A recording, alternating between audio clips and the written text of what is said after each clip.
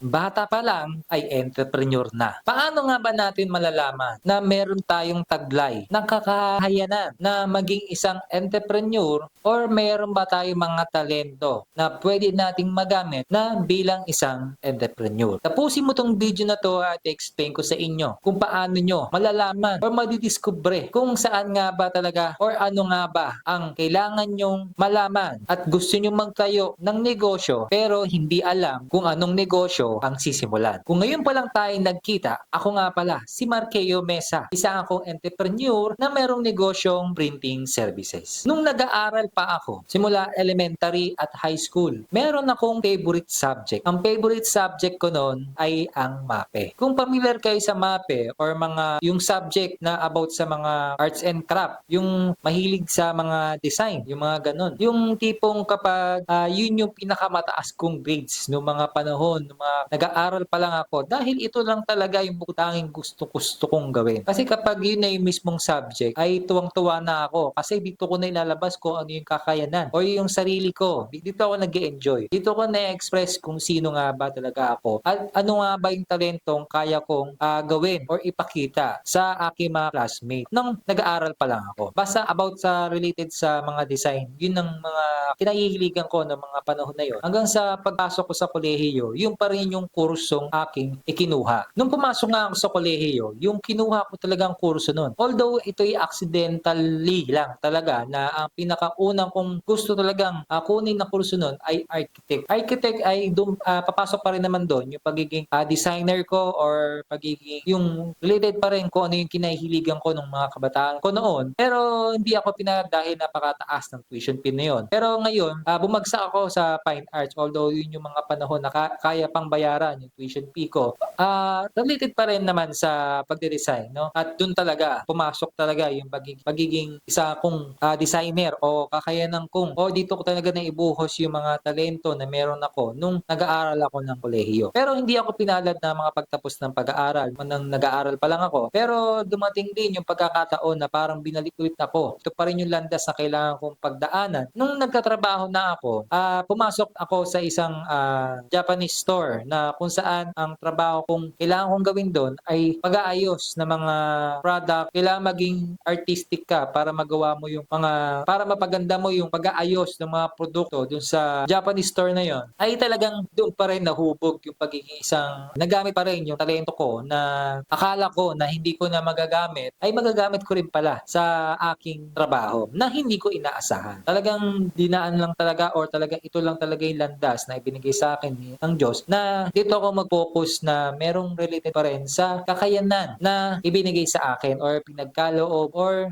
ipinamana sa akin ng Diyos. Ngayon, paano nyo malalaman na ito yung kailangan nyong pagdaanan or kailangan nyong seryosohin na landas kung sakali mang magtatayo kayo ng negosyo o bilang isang entrepreneur o kahit hindi man, no, hindi man kayo maging isang negosyante, ay ano nga ba talaga yung mga parang kailangan yung gawin habang nabubuhay tayo dito sa ating mundo. So, una, para sa akin para sa akin. Siyempre, ang sundin mo kung ano yung passion mo, kung ano yung mga hinahihiligan mo. Yun ang kailangan mong seryosohin o gusto mong gawin. Isipin mo na lang kung paano mo mapapalawak ang inyong passion na kinahihiligan mo ngayon sa paraan bang pag-entrepreneur, sa paraan bang sa inyong mga tinatrabaho, paano mo siya ma-apply. Marami pang paraan kung paano mo ma-i-express yung passion mo na sa tingin ko na ito yung magiging magkakaroon ka ng kabuluhan na merong ito yung dapat mong gawin habang nabubuhay ka sa mundo. Pangalawa, don't like but you do. Ito yung tipong mga ayaw na ayaw mong gawin. Pero parang ibinabalik pa rin, ibinibigay pa rin ng landas na ito talaga yung kailangan mong gawin na kahit ayaw na ayaw mo talaga. O ito ulit, isipin mo sa sarili mo, yun pa rin at yun pa rin yung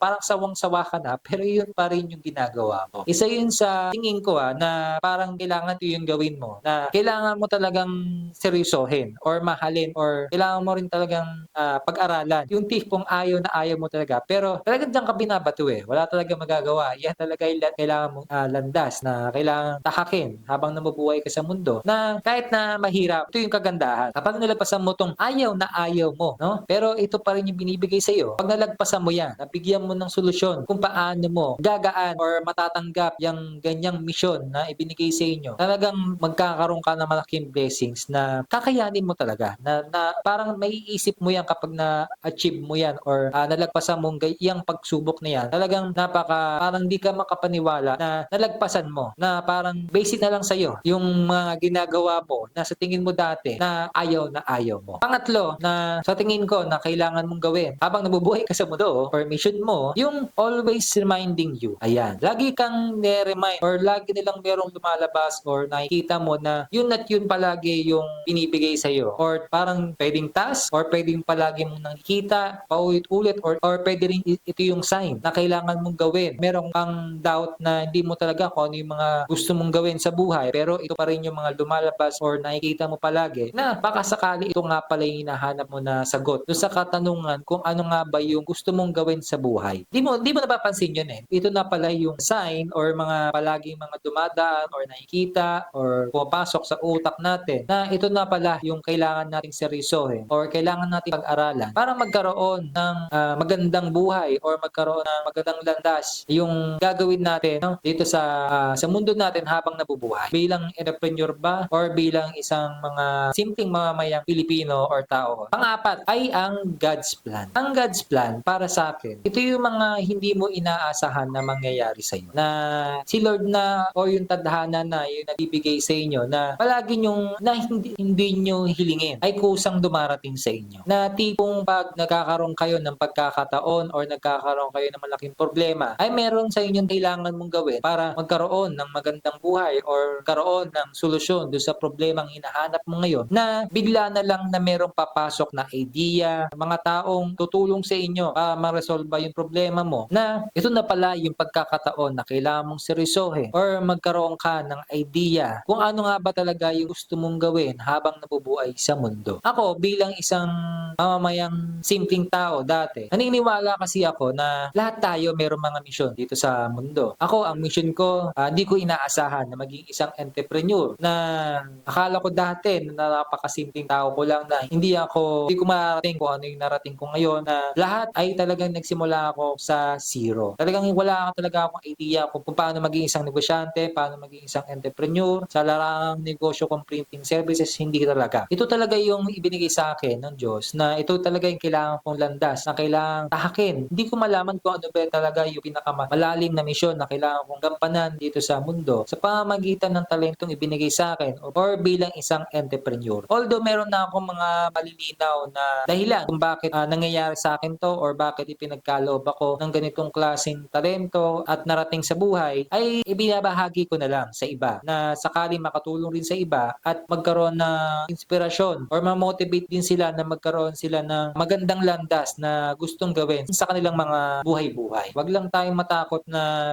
parang wala na tayong halaga sa mundo. Mga pagsubok lang talaga yan na kailangan natin pagdaanan, no? Yung mga ganyang sobrang hirap na parang isa na pag-iisipan ng magpakamatay dahil sa ganyang mga klaseng problema. Pero kailangan nating malagpasan lahat ng mga ganyan. Kailangan lang talaga nating hanapin yung solusyon, no? Huwag tayong sumuko na hanapin yung solusyon na yon. Kahit napakatagal, mahabang panahon pa bago mo malaman kung ano pa talaga yung solusyon dyan sa problema mo. Pero darating din yung panahon kung ano nga ba talaga or makikita rin ng Diyos kung paano mo ginagawa ng patas yung ganitong problema na ibibigay rin sa inyo ng Diyos or ng landas na tatahakin nyo na magkaroon din ng kaginhawaan o malagpasan yung mga problema na darating sa inyong mga buhay. Huwag nyo lang sayangin yung mga oras nyo sa mga walang kwentang bagay or kabuluhan na habang nilipas yung panahon or taon ay parang wala kayong nagagawa habang bubuhay kayo sa mundo. No? Mag-isip kayo ng mga dahilan kung ano nga ba yung mission nyo dito sa mundo or ano nga ba talaga yung kailangan nyong gawin. Pwedeng makatulong sa mga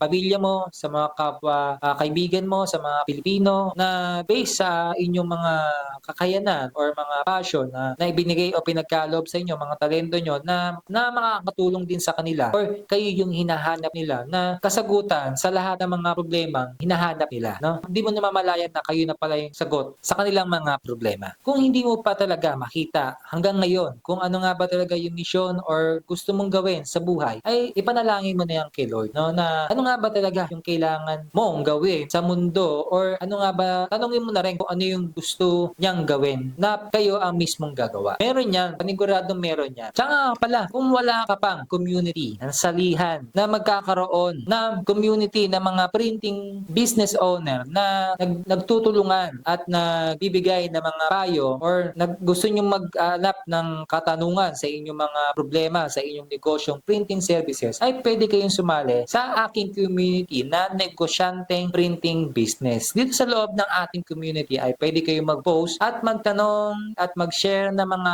inyong mga naranasan sa inyong negosyong printing business. Tsaka pala, meron din pala ako sa inyong iaalok na libro na baka sakali na ngayong taon ay ma-release ko at magawa ko para makapag-avail na rin kayo kung sakaling matapos ko ngayong taon. No? Kung nagustuhan mo pala tong video na to, please pa-subscribe na lang sa aking YouTube channel para lagi kang updated sa lahat ng mga content na ilalabas ko about sa printing business. Uli, maraming salamat sa pagtapos ng video na to. Think big, start small. Lagi niyo lang tatandaan ng lahat ng mga negosyanteng nakikita nyo ngayon ay nagsimula rin kung anong meron ka ngayon. Alright, let's go! Hanggang sa muli, paalam!